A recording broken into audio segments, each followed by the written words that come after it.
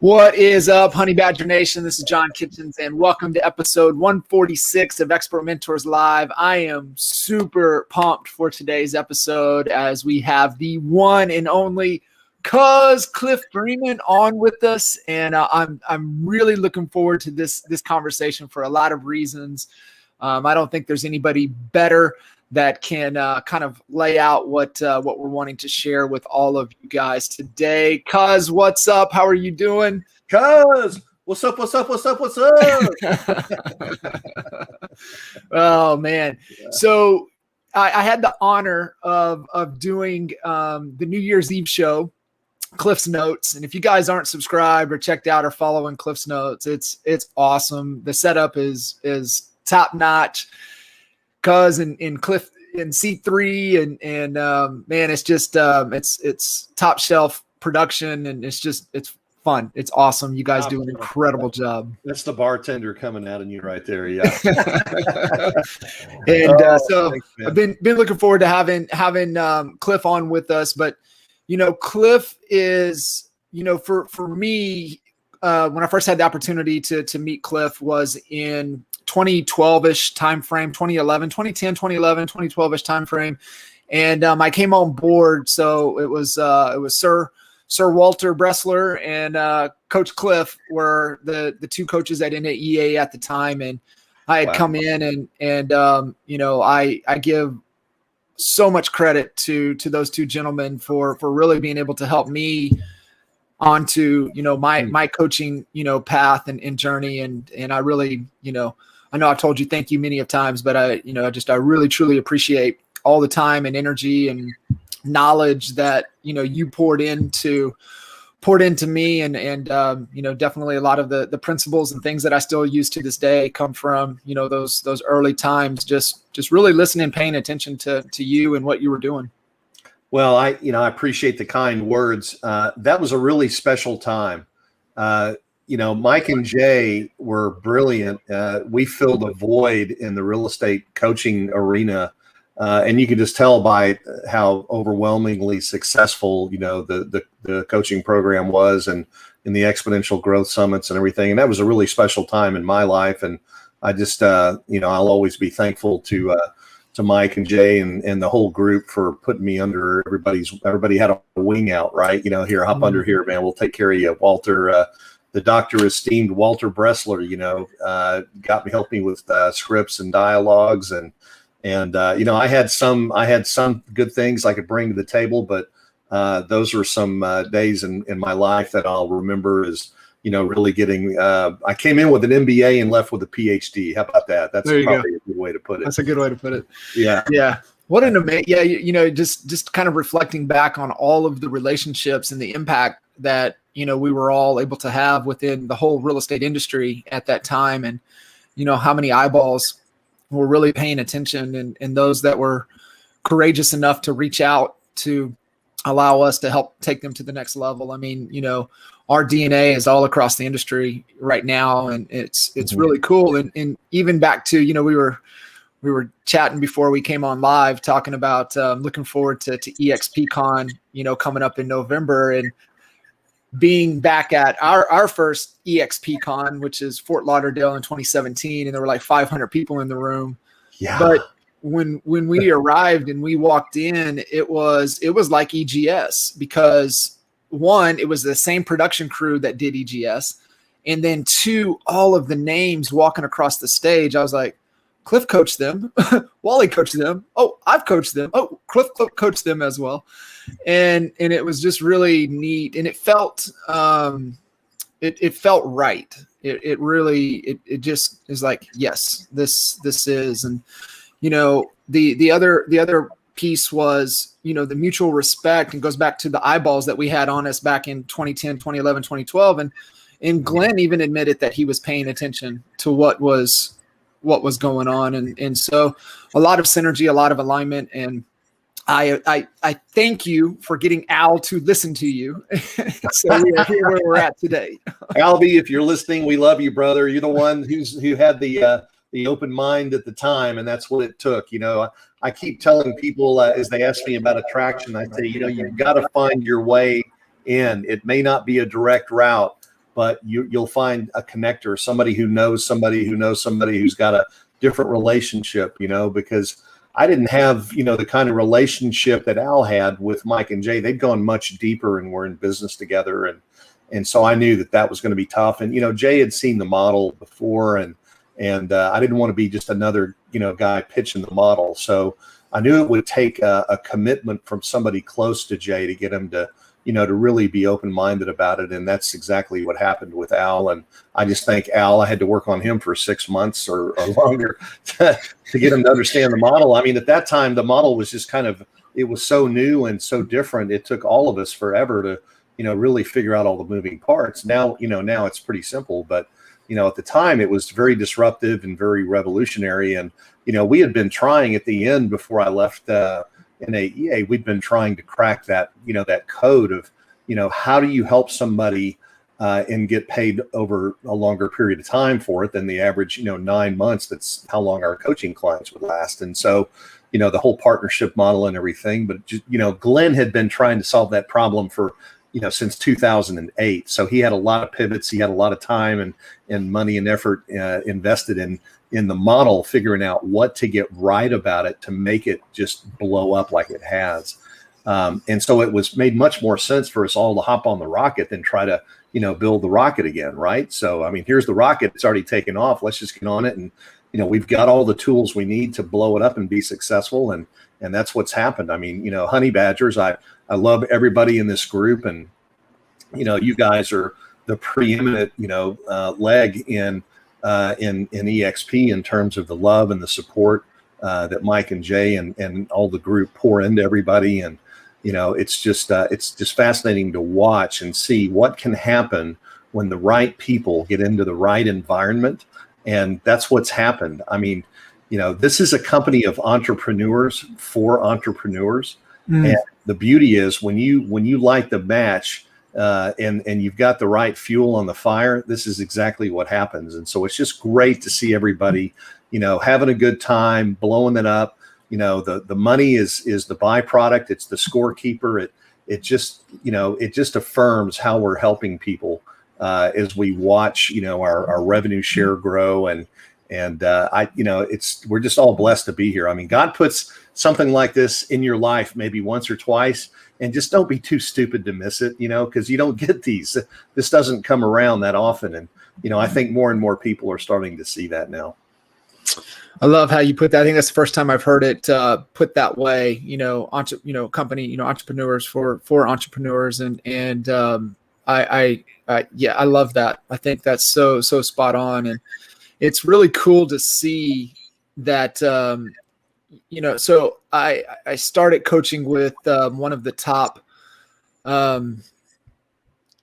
real estate teams in the country. They just made the move over. They're not honey badgers. They have a honey badger mentality, but they're not, kind of in this organization. And one of the gentlemen, it's, father, son, and the father, 62. And he used to laugh and joke. He's like, I'm going to be the guy that's still cranking away till I'm 92. That was just it. That was just his mindset. And when he finally saw the opportunity, he's like, I can be done in 5. And I said, well, why don't we just do it in 3? And because now it's real, right? I mean, Right. there's the real exit opportunity. And I think, kind of part of your bio when I made the call post, that was a big, like, really for you. And so I'd love for you to kind of talk on that. I know that's going to kind of segue into a couple of the key key points that I want you to really touch on and knowledge to be able to share with everybody listening to this live and then that will listen to this in the future, because EXP is opening up new real opportunities that a lot of us in the industry have never experienced or don't know how to deal with or shouldn't deal with the right way. So for you, really having that true exit strategy, what did that look like and mean to you? First of all, I'm laughing because I thought you were talking about me, because I'm 62. My son's in the business, right? But I was, let's rewind the tape here a little bit and go back about 4.5 years. I was 58 when Brent found me. It was actually, he'd stopped to say hi to Mike and Jay, and Mike and Jay were busy, so he cornered me and told me about EXP and said, "You better look at this." And I was that guy at 58. I was making good money between coaching and selling real estate, and I had cash flow. But one day I was just thinking about it, and I thought, oh crap, I'm going to outlive my money, and I'm going to wind up putting my kids in the same position that I was put in, which was when I met you, John, back in, I think it was 05 or right around there, 06, maybe 07. I was my mom's caregiver, and it was tough for 5 years until she passed away in 2010. I literally had to be there for her almost 24/7. It was rare I could, really get out and do things. Thank God I could work from the house and do phone calls and things like that, coaching calls. But I was concerned because, I was just finished a nasty divorce back in 2004. And really when I joined, when Mike asked me to consider, looking at coaching with the group. And I mean, I was pretty happy to hear that, because it was at a very low point in my life. And I didn't really have a lot of money or anything, much to look forward to. I was going to get back, crack away at, between lending and real estate and just grind away. But, the reality is that what you just told this guy is what I've done in 4.5 years. I came in, and at the time I joined, I didn't even have a team. It was just me. And everything on my dashboard, I love to go and think about enterprise, what it looked like the day I started. Everything was zero. Everything is really cool. And, I look at it today, and it's just hard to believe. I literally take a knee and pinch myself every morning when I get out of bed to thank the Lord, and then remind myself that it's not a dream, because, I'm generating, well over 6 figures a month in passive income. And thanks to the help that you guys provide. I mean, Lord knows, the honey badgers are a huge part of, my family right now. And we're just very thankful and grateful for everything that everybody in this group is doing.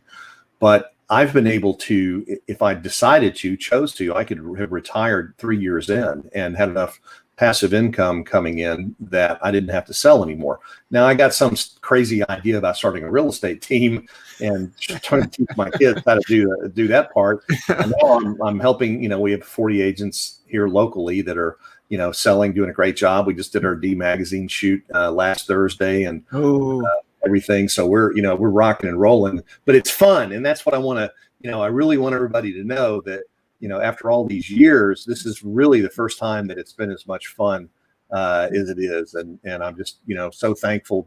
But that story that you were just telling, it reminded me so much of me, and what the way I got to where I am, and here we are. And, the great thing is, and I joke with my kids about this, I call them my greedy, unwashed, undeserving heirs, right? That always puts them off when I think of that. But they're basically going to inherit, what we've built here together.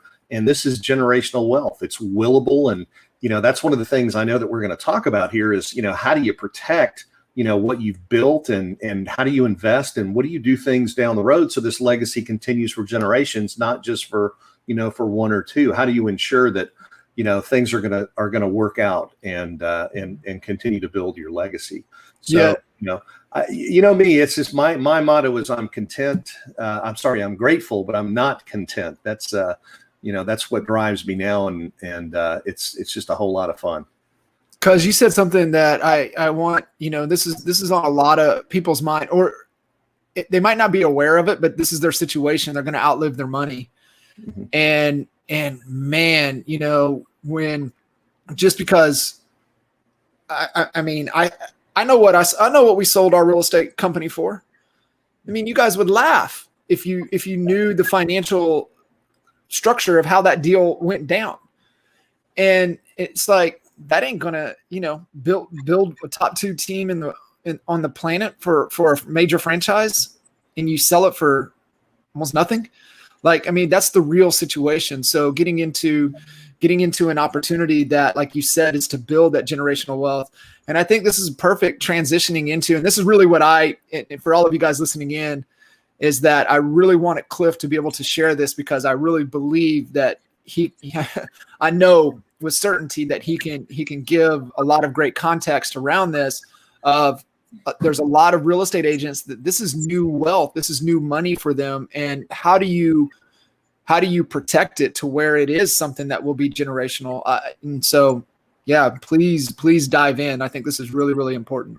Well, I think, as our role in life changes, I look at the pyramid of income and wealth and so forth. And, when you start out in real estate, you've got to master your trade. You've got to get good at executing the tactics, lead generation, lead conversion. You got to run the back office. You got to learn recruiting.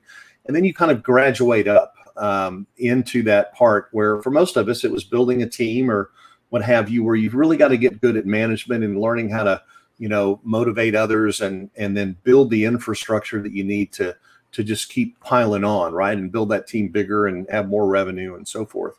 But it's not really until you get to the very top of the pyramid, and that's where the real wealth is created, John. And that's through leadership and becoming a leader, and then learning how to grow other leaders. And I've heard it said, or I'm not responsible for creating this, but I've heard it said at eXp, and it's probably Mike or Jay that said, we're leaders creating leaders here. That's what this organization is all about.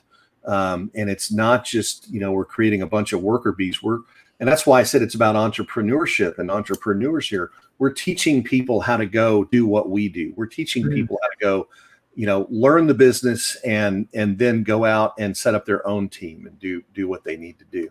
And I think that in order to get to that highest level, you've really got to stretch yourself rather, and start to learn things that maybe weren't as important to you before, because you're going to be dealing with money issues. You're going to be dealing with a lot of, head issues with people and things like that. And, you've got to be good for yourself, and you've got to be a good steward of your own assets before you can really help those other people, to the extent that you need to.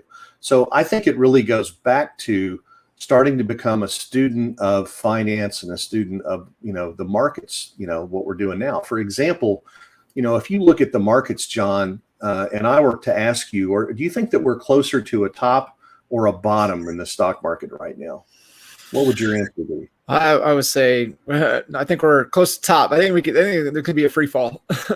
Okay. But, we still see these, individuals continue to pour money into stocks and stuff with really no knowledge of the fundamentals. They're just catching the tailwinds here of these stocks that have just blown up and so forth. I mean, really, if you look at the fundamentals, we're quite overvalued. And, I just want to take a minute here and sort of talk about the economy right now a little bit, because this is going to help people not only long term, but it's also going to help people in the short term as we deal with this crazy housing market. The best way to protect your assets is to, if you're going to take risks, make sure it's an unfair advantage that you have where you really understand what's going on. But really, it's all about preserving your capital and minimizing risks. Rev share is not something that I feel like I need to go invest and go get a 10 times return on. I think rev share is safe money for me. It's money that I don't want to invade the principal necessarily. I mean, I'm willing to take some flyers, but for the most part, I'm going to be looking at ways to preserve capital. And if you're not careful in this kind of a market, if your exposure is not in the right areas, you could be eaten into your principal big time. And that's where I think a lot of people are going to get crushed. I mean, think about it. Where did all this stimulus money go? All these millennials, they got $1,400 or $1,200 stimulus checks and $600 this and unemployment that and everything else. right into Robinhood or into the current crypto market, things like that. They're not paying off their bills and their credit cards. They're throwing it in, with this promise of fast money and stuff. And unfortunately, that's not a good long-term play and a good strategy for keeping your wealth. And so there's an investment discipline that we need to acquire, and just a discipline about money. If I were to ask people that are watching the podcast right now on a scale of 1 to 10, if they're realtors, and I were to ask them how well they feel like they manage their personal finances, what do you think these real estate agents would say? Well, they would give you an answer, but we know it's going to be a little inflated as they're realtors. So it's definitely less than, I would say, honestly, if they're truthful, I mean, it's going to be in the 3 to 4 range. Well, think about how many of our friends we know that have tax liens against them because they didn't, put money aside, prepare for taxes. I know realtors that have been bankrupt 2 or 3 times, and they come back and reinvent themselves, and they fight their way back. But the reality is that as a group, we're pretty average or below average when it comes to managing money and that sort of thing. So when you're giving advice to people about what to do with the largest asset that they're going to own during their lifetime, it's really incumbent upon you to be a student of the market and to be able to help people understand, help lay people understand, just what the heck's going on. I think what's really important for us to learn here is that when the election occurred in 2020, and I'm not going to get into politics. I don't want to get into politics, but I just want to talk about the different philosophies of the different administrations for a minute. Trump was pretty much, less government, let it roll, low taxes. And we've now put in place an administration that is all about taxing and spending.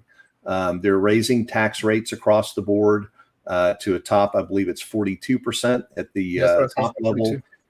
They're trying to get capital gains up to 40. They're pushing to eliminate the 1031 exchange. And they're also looking to create 100% estate tax whenever you die over a certain amount. 100% goes to the government. So I don't really, that's not my cup of tea. I don't really, think that's the way that personally that I believe. And again, this is just about economics. It's not about politics, but just from an economic standpoint, I don't believe that what's going on right now is good. I think we could have a lot of problems coming up. Let me give you an example. I believe I can share my screen here. Yeah, you should be able to share. I'm able to pop it up here for us.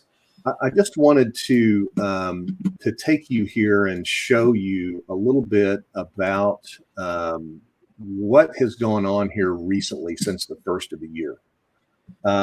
So the administration came in, and the first thing they did was they started the printing press, and they started giving money out. In fact, many people don't realize that the amount of money that's been printed in 2020 represents 20% of the whole money supply. This is unprecedented. It has never, ever happened before. Hopefully it won't happen again because obviously it took a big, thing like a pandemic to make it happen. But the reality is, and there's some evidence that shows that, this doesn't correlate with inflation at all. But look around. If you look around right now, I would have to ask you, do you see prices of things going up? Is gasoline going up? Is food going up? Has lumber gone up? Cars, have they gone up? Yes, there's shortages in the supply chain, yada, yada, yada, so forth and so on. But we are really seeing true inflation. There was a big spike in April. In fact, I read the other day, some pundit was saying that we could see 20% inflation in the future. So this is something this is the trigger, John, when you were talking about watch for the falling knife, the stock market going down. Inflation is the big elephant in the room. This is the thing that right now is the biggest threat that I see. And we'll talk about what the impact that it's going to have on the housing market here.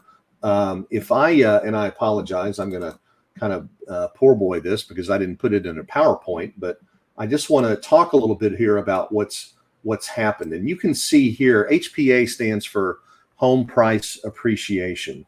And this is really interesting to see. You know, this is the pre-Great Depression or Great Recession here back before 2008.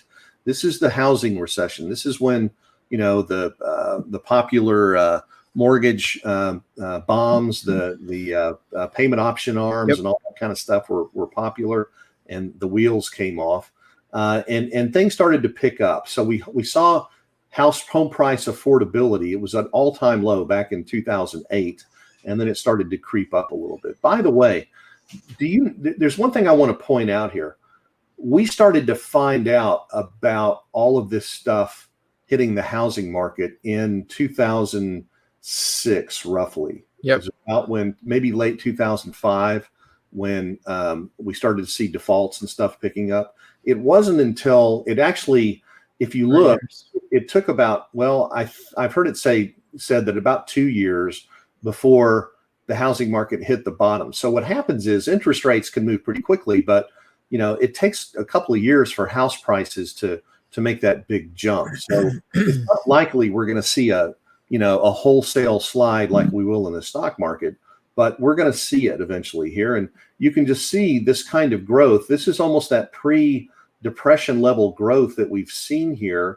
And currently, you know, we're at 11% growth a year. That's what it was right before we went into the depression. Now, there's a lot of things, a lot of reasons why this happened here, and the same thing won't happen here, except, you know, when you get asset inflation like we have between the stock market and the housing market, the bubble that everybody's starting to talk about, this is what causes the problems. And so my question is to the realtors out there, how sustainable is this? You know, how long do you think we can go with house prices increasing at 10% a year everywhere, and the buyers continuing to want to pay that price and stand in line and write multiple offers for that sort of thing? So I would suggest to you that it's not that much longer before things start to really find a new normal. Now, let me talk a little bit here about interest rate increases and home price appreciation. Let's just say, for example, now this is represented in yellow. In the next couple of years, 4 years, say, if interest rates increase to 3.9%, that's just a small bump. That's not even quite a percentage point. If they move up that much in 4 years, and the home price appreciation occurs at the same rate that it is now, then somebody buying a house 4 years from now is going to have to pay 45% more a month for that house. Okay, does that make sense? So yep.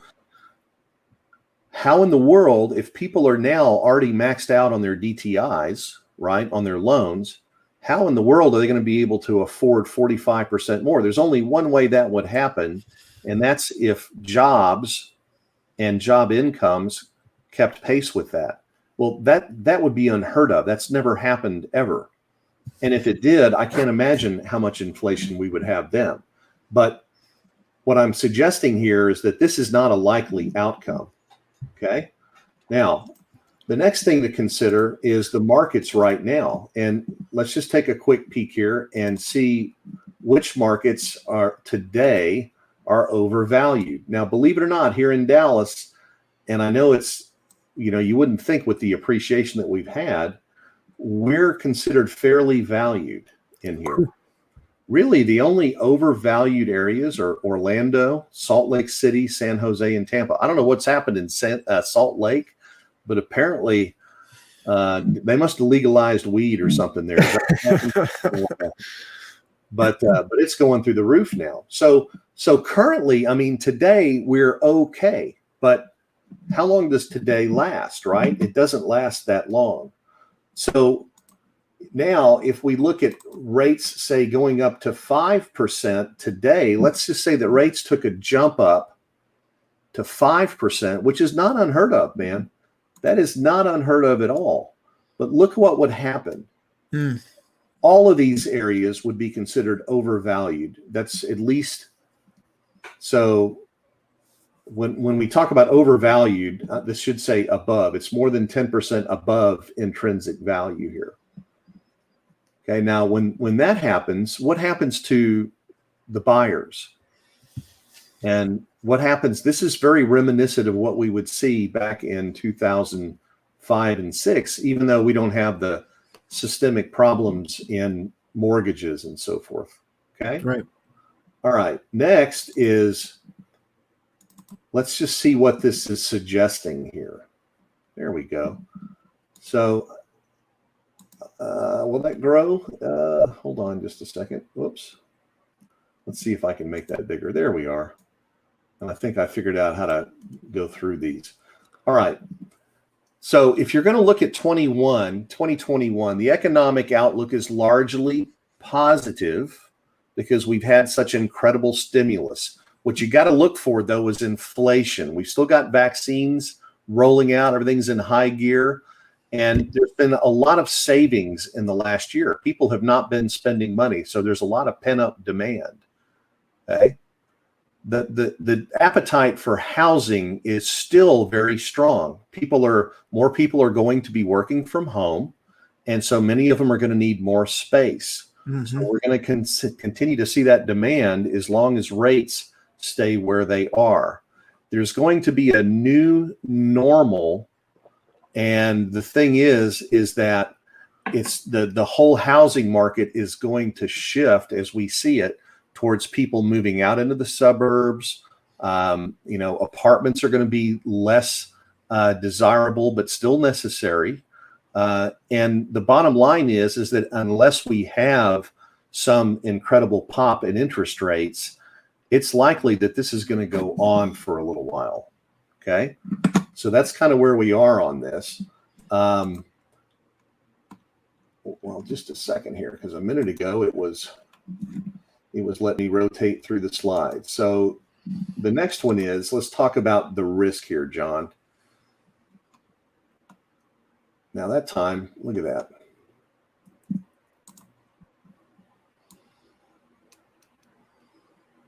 Okay. This is something that we've got to understand. And it's really important. The train hurts just as much when it hits you from behind as when it hits you head on. And so right now, stocks and bonds are expensive. House prices are rising. And the commercial real estate arena is not really recovered yet. So if you look at the asset classes that are available to invest in, actually housing is not looking that bad, even though we know that in the medium term, things could change. Okay.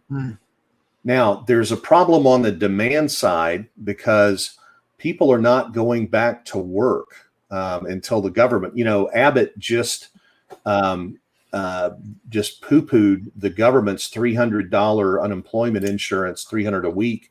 We're not going to be taking those funds anymore because there are people that are sitting back. Restaurants can't even get people to come in and work as servers in the kitchen because they're sitting back collecting government money. So they're trying to get people back in the workforce, but there's still relatively high unemployment. And who knows what could happen. Congress has been in there trying to do things. Look at all of the people that are in foreclosure.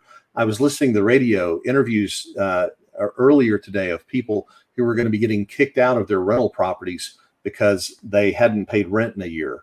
Well, for crying out loud, the landlords have been having to cover the mortgage if they could. But, there's a lot of risk in the market right now, in addition to the 2.3 million people who are seriously delinquent on their mortgages and are likely not going to be able to recover. They're still in those houses. So, Congress has been kicking that can down the road, and we won't know really what's going to happen until, the end of, I think, September now is when that's supposed to be, a topic again, something like that. And it's always time to beware when you see really frothy investor activity.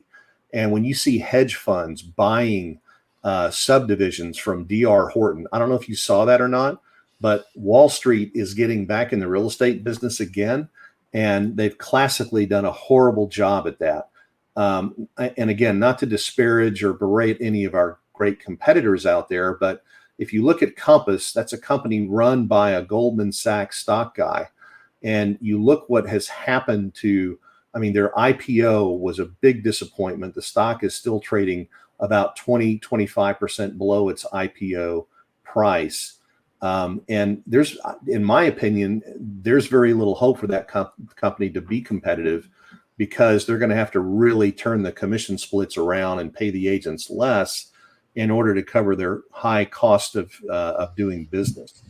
And so, again, I go back to that because anytime Wall Street gets involved in real estate, it tends not to be a good outcome. The exception to that would be real estate investment trusts. All right, so I'm just going to wrap it here with the sort of best last term predictions, and this is not all my thinking. This is part of, if you guys have heard of Dave Stack, I'm just borrowing some information. He spends millions of dollars a year gathering information on the economy, and he shares it to a few of his select clients. And I just wanted to share this with you guys because I think this really clearly, tells us where we need to be.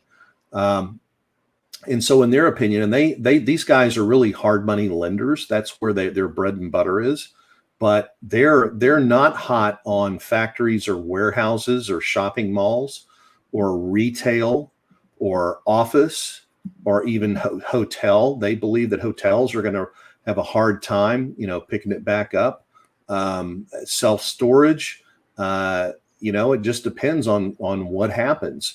With interest rates, multifamily, they're a little bit overbuilt here. The economy is moving, the paradigm shift is away from high density living like that.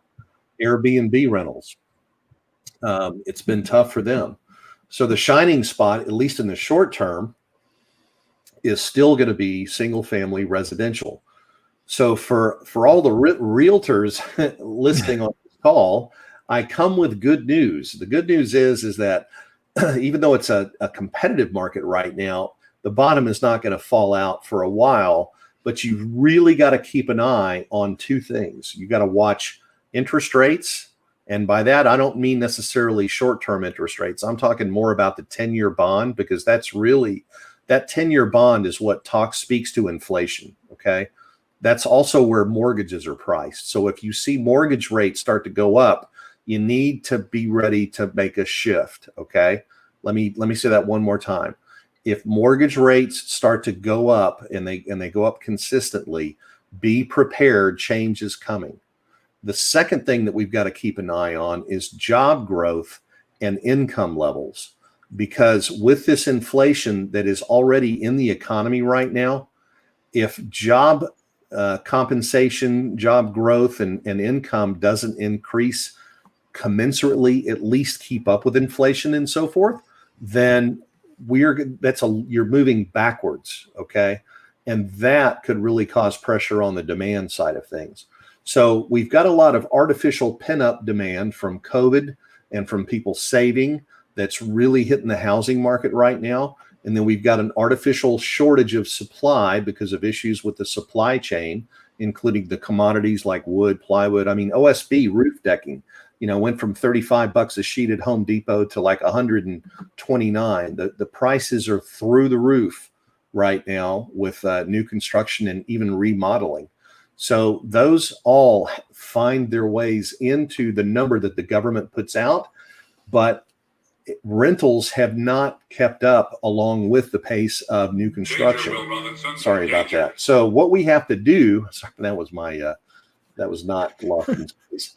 But what we have to do is keep an eye on these things, because that's what really could tip the economy. Those are the two lever points, John. And when I talk about preserving capital, preserving wealth, I got to tell you right now, I got friends that make $20 million in Bitcoin. Well, at least on paper they have. If they haven't sold it yet, they haven't made it yet, because all the cryptos are down. Everybody's talking about, they're a hedge for inflation, blah, blah, blah, blah, blah. Look, something like that with no fundamentals that I don't understand, I'll find a way to make money without, investing in Bitcoin. I'll just figure out another way to make money, because I don't understand it. Warren Buffett's not playing in it. Charlie Munger, those guys, old guys.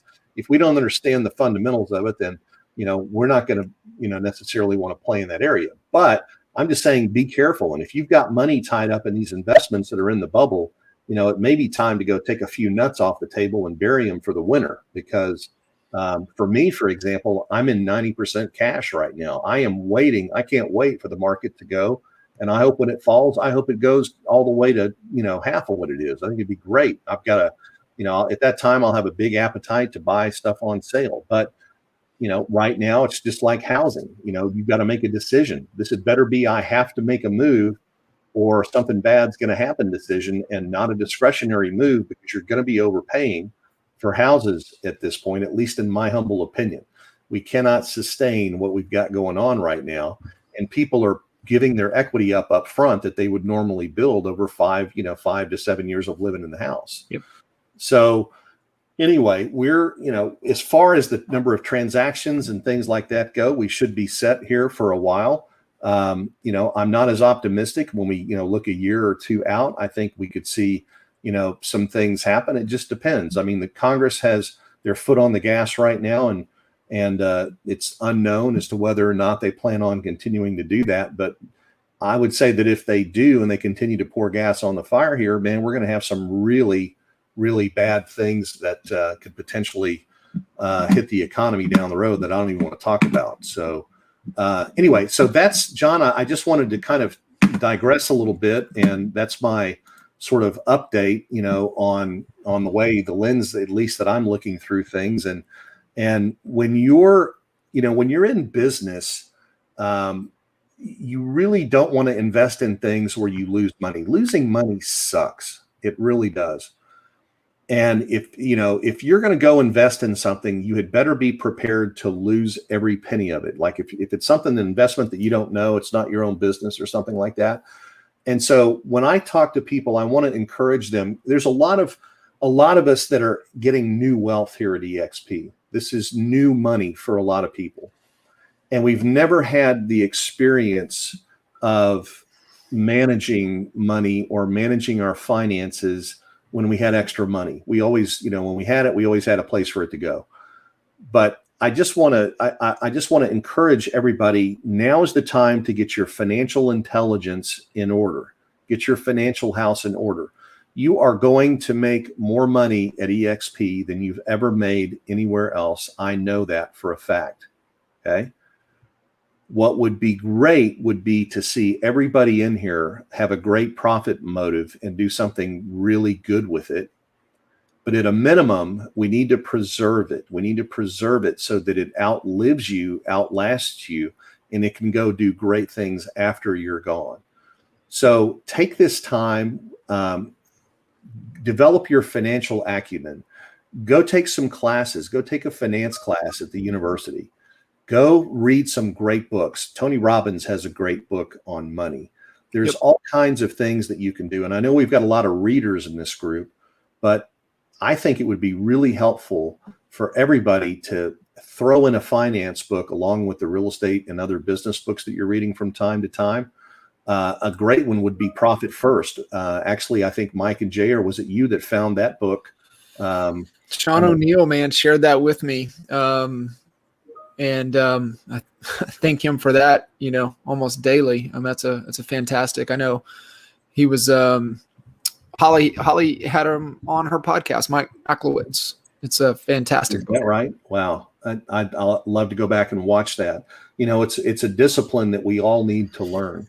And really the theory behind that is manage your profit, and then that'll tell you what you have to do in terms of expenses. Yeah. And don't, focus, because you have to listen. Running a business without a profit is a waste of your time. Yeah. Unless you're Amazon and you've got a great stock valuation, but most of us aren't going to be publicly traded, right? So, you've got to have income. And if you're taking all of this passive income in now and it's all going to your expenses, I would encourage you to maybe only live on 20% of your income. That would be a good starting point. Okay. And seriously, save. Get in the habit of saving. This new money doesn't necessarily mean you need to go out and buy a new car. I know it's fun, and a lot of us have, but it's not those kinds of things that are going to last. Those are depreciating expenses. They're not assets. They're things that are not going to make you more money. Look for things that are going to make you more money. I'm excited that Grant Cardone has joined eXp, at least because the way he thinks about money and, the way that you can use passive money. You should really focus on passive money more than you do active money. I mean, he's got some really great ideas that align with what eXp is doing for us. So again, I just, my hope and my prayer here is that the people that are listening on this call will start to look at things a little bit differently and realize the responsibility they have to be good stewards, not just for themselves, but for their, the people that they're beneficiaries and the people that are going to be left here when we're gone. Because I thank you. This is the message that I was hoping to be able to capture, to be able to give to everybody listening in, to the Honey Badger Nation, and our, my I guess kind of goal intent was to be able to have a strong enough message that our leaders listening to this can share with the other leaders within this organization and the leaders to come. So I know I've kind of become a big proponent of who, not how. And so, and obviously pro coaching on everything, on all equities of life. And so, yes, there's a lot of great content that we can consume, read, dive into, to better our business, Profit First, Greg Crabtree's book, as well as, Tony Robbins' book is amazing. Mm-hmm. But if somebody was like, hey, I work better if I'm accountable, if I need a coach, what would they want exact type of coach to really help them on upping their, the financial part of their life? Who would you say, hey, you need to look for this type of person? Yeah, that's a great question. Some people, I would say Dave Ramsey. He's not for everybody. And certainly, I mean, if you're just beginning, he's a good starting point because he'll help you get your own house in order with a budget. And I think that's where a lot of people need to start. But there are people that, and things where I don't resonate with Dave is, he will help you get debt free, but he won't help you get wealthy. But you got to understand there's good debt and bad debt. I would start, if you haven't read Robert Kiyosaki's book, Rich Dad, Poor Dad, and I would hope that everybody on this call already has, but you need to read it and learn the difference between good debt and bad debt. And you need to understand that, and again, this is moving up to just a whole paradigm shift on how you look at money. There is always going to be, and this is something, gosh, we've coached this so often, it's crazy. When you get into this real estate business, you have to have a mindset of abundance. And, there are people, John, who I've met who told me that there weren't enough grains of sand on the beach and they were concerned about the beaches going away. That's a mindset of scarcity. Yeah. But you have to be able to understand, on a big scale, how much money there is in the world. Money, there is almost I would say infinite compared to our knowledge to be able to understand it. You talk about the Biden administration putting $3 trillion into the economy. That is, I mean, it's that amount of money is inconceivable to me. I can't picture it. It is so big, but it's like 2/3 of the whole GDP of the United States in 2019. Learning how things like that impact the financial markets, and this is where you've got to be sophisticated. There are always going to be people that make money, whether the market is going up or going down. But they're the ones that are mastering the art of money. That's why I like Tony's book, because he talks about, you've got to change the way you think about money. And I don't know, I know you were in Tony's coaching program. I don't know that he offers any coaching as far as, money management and stuff like that goes. But one thing I will tell you, there are resources available to you guys, to everybody at eXp through people like Rob Flick.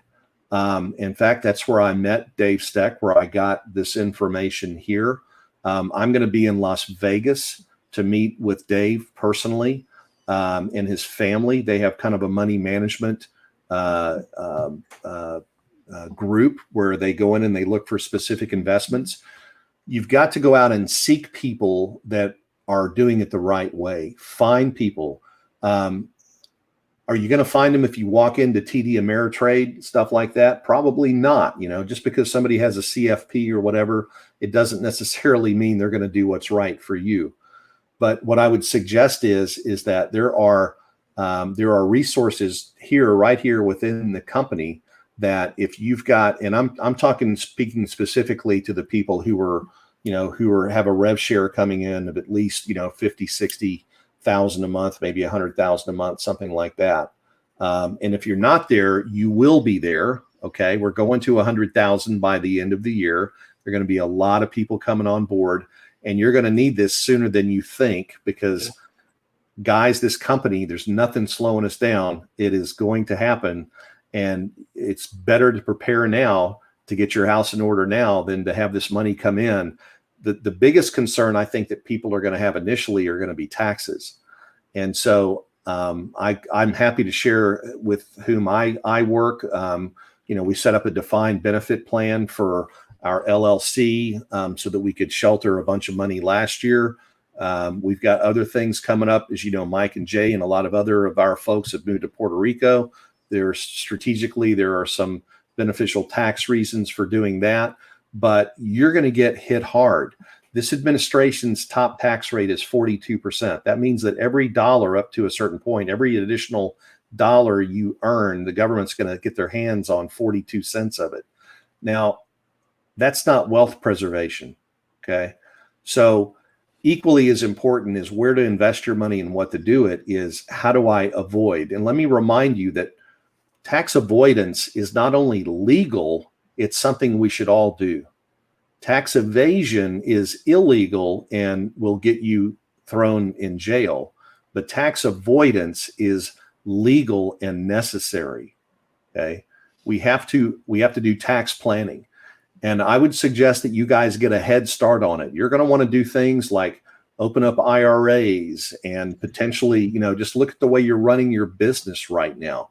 If you're running it through an LLC, or if you have a team, how do you run that? How do you set it up? Do you want to do profit sharing? Do you want to do a 401k? Do you want to do a SEP?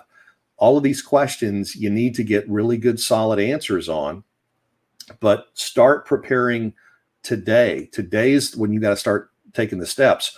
Don't wait until taxes are due and you wake up and you go, shit, I've got to write a $200,000 check to the IRS.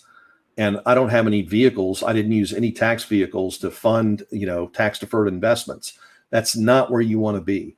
So start getting schooled up on it now, boned up on it now. This company is going to create more millionaires than in the history of the real estate business, I believe.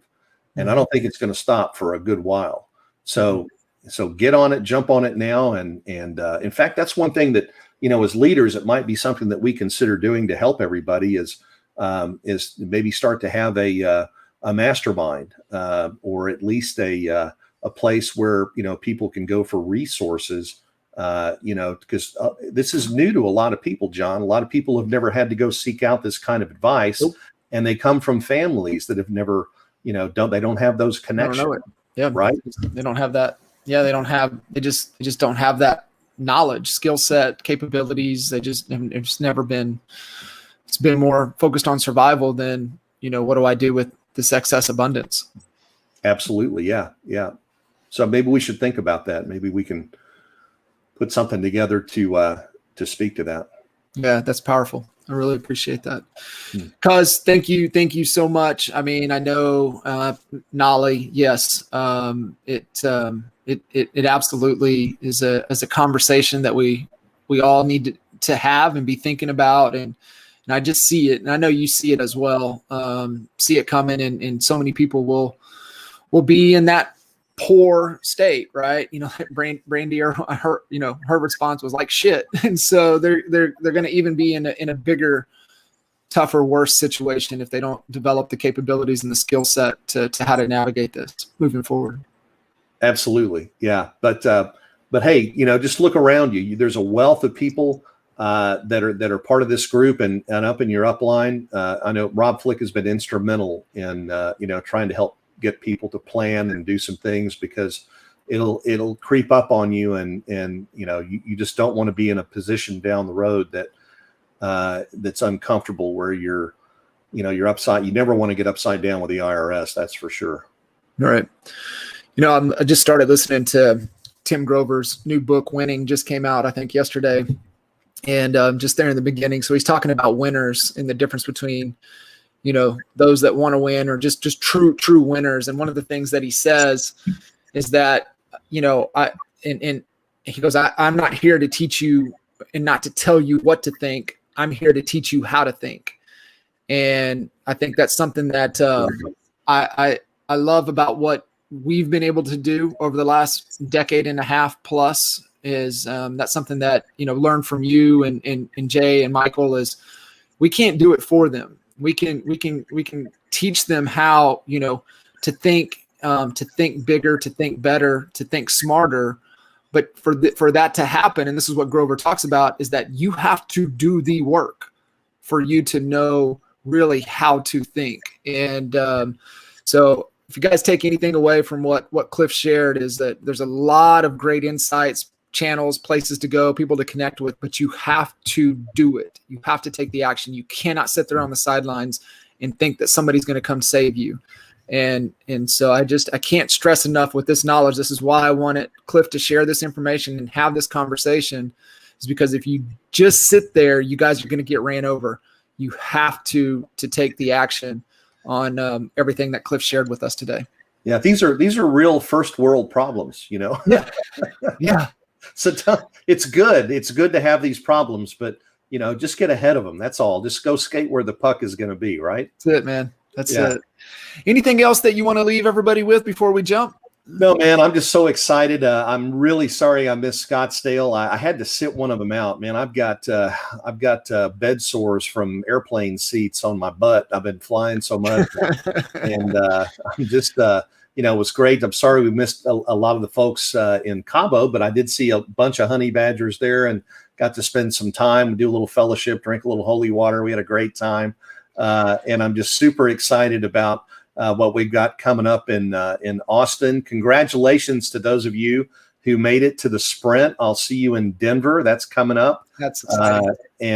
Yeah, man. I mean, just it's so great right now to see and experience the magic within this group. I mean, it's just it's so incredible, the cohesion and the culture and everything that you and Jay and Mike and Albie have created here, and just so proud of you guys, and I can't tell you how grateful I am to be in business with you.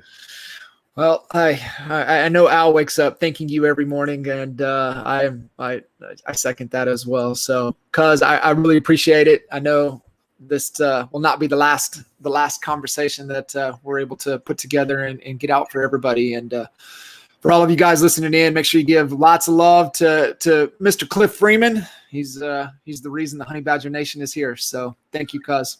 Thank you, brother. Much love from Prosper, Texas. We'll see you tomorrow on Cliff's Notes too. That's right. Make sure you guys tune in. We'll see you. All right. Thanks, brother.